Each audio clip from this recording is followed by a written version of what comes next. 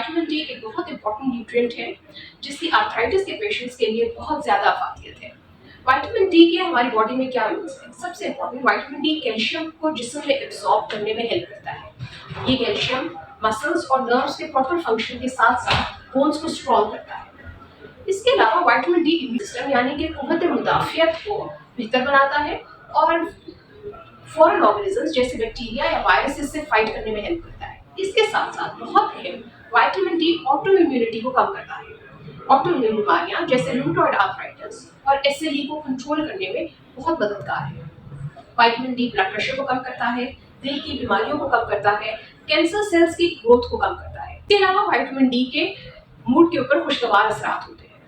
Vitamin D کی کمی کے نارملی علامات بہت ویگ ہوتی ہیں، جیسا کہ ہڈیوں میں درد، ہر وقت تھکن رہنا، کمزوری، پٹھوں میں کریمپس یا اکڑاؤ کا پیدا ہو جانا.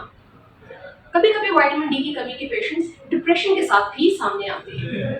وائٹامن ڈی قدرتی طور پہ بہت کم غذاؤں میں پائی جاتی ہے، جیسا کہ مچھلی، card liver oil, egg yolk, چیز، مشرومز.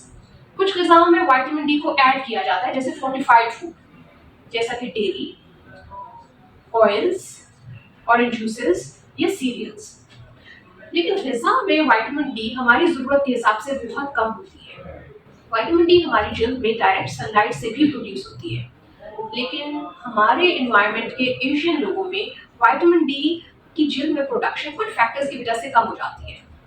اگر اسکن پہ ڈائریکٹ سن لائٹ نہ پڑے، جیسا کہ اگر اسکن کپڑوں سے کورڈ ہو، تو وائٹامن ڈی کی اسکن میں پروڈکشن سن لائٹ کے ذریعے نہیں ہو سکتی. اسی طرح ہمارے اسکن میں ڈارک کلر لوگوں کی اسکن میں میلانن زیادہ ہوتا ہے جو کہ وائٹامن ڈی کی پروڈکشن کو کم کرتا ہے.